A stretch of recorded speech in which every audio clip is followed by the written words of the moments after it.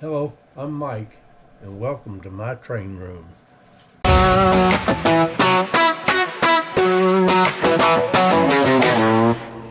Okay, I thought today might just take a quick look at what I call the back shop, and this is where I do the repairs or paint or create new items for the layout. It's in a mess, as most everything down here is right now. I'm in the process of redoing a lot of it, and it's also a shared area with my cat and his feeding and toiletries and paint storage and clothing jacket storage and all that kind of stuff. But it's the best it can do. But small space, but it serves the purpose.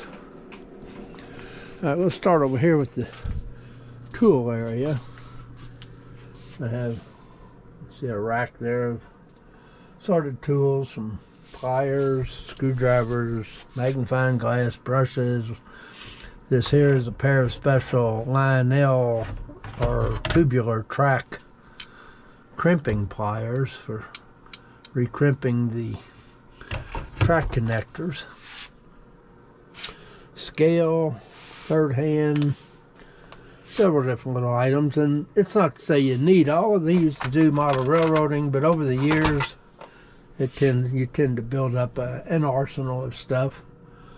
I got some things hanging up there, some glues, several drawers full of things. They really need to be gone through and reorganized, maybe into N scale, HO scale, O scale. Right now it's kind of a mixture, and I know where most of it's at, but nobody else would. Then we get into our cables, our new cables, some glues for the 3D printer, some super glue or Loctite glue just because it was on sale. I've got some backups. The track each where I can test out HO, N scale, or O scale, or O27. Scissors, pliers, this and that. And some things don't even apply. The big third eye with the light. Down here I've got two power supplies. One's AC, one's DC. And the connections go up and behind this pegboard and connect to the, right here, these wing nuts where I can clip on a wire and have either AC or DC power for testing purposes. And then we get over to, here's my little storage of polystyrene from Evergreen right now. Some O scale, L27 scale cars, engine waiting to be looked at for repairs of some type or another. Just some excess HO track. These are all HO kits that have never been put together yet. Some Testors enamel paint, which I don't use very frequently. And all that back there is projects to be worked on yet. Different things I've got in process and just haven't got back to. And over here is kind of the paint fix-up station with the paints, mostly basic all acrylics, paint brushes, some tools, stuff here, an airbrush station. I got a heat gun, got a glue gun. I've got up there, I don't have a place to hang it right yet, but there is a foam cutter. And then scale track stored in there. Water bottles, strip wood, adhesives, paint cups, and pretty much anything I need to do whatever project I'm getting ready to do. On the table right now are two that I'm working on. This one I glued some weights too. It was a pretty light little cheap car, a little Hershey's car that goes along with my candy train, but since it was so light, I decided to glue some weights. And also one end would lift up because the way it's made is you've got a tab right there on that end that goes into a slot, and this end took a screw. However, the tab was broke off of the body there, so I've glued a piece of styrene onto it. That ought to be pretty well tight now, and we'll have to mark it, try to drill a hole, see if I can find a little screw to go in that and secure that.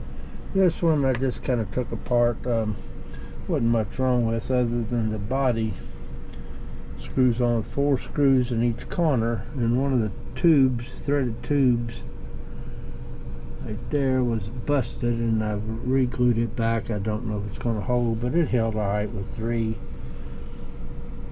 I just thought I'd put a 4th one underneath to have the couplers cleaned up and a little lubrication done on it.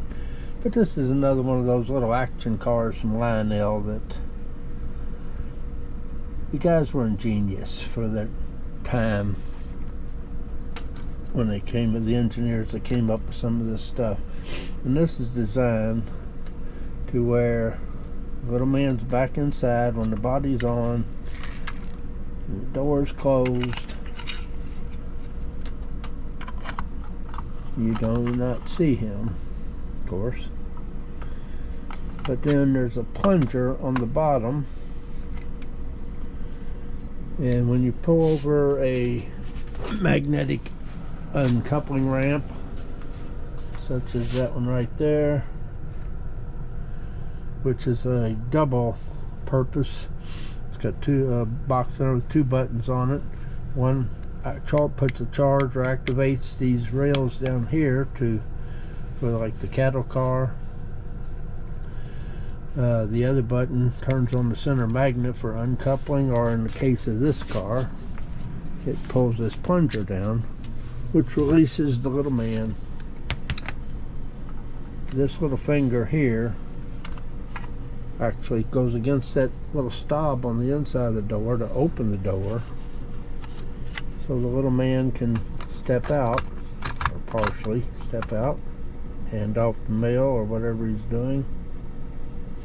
And then to put him back in, all you've got to do is close the door back. I don't have it quite lined up right, but when you push that door back shut, this stop just pushes right back against this little finger and puts him right back in there and locks him.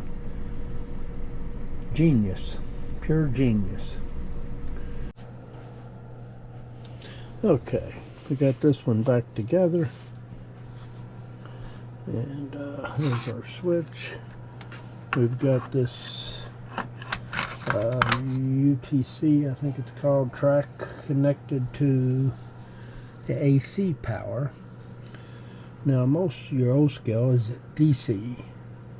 However, and an easy way to remember it, for me anyway, is AC, which stands for alternating current, can also stand for accessories, because most train accessories run off of the AC.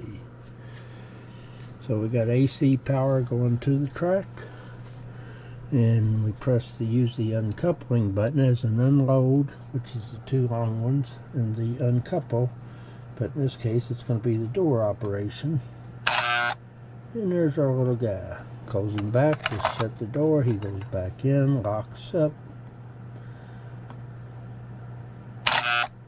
and there he is.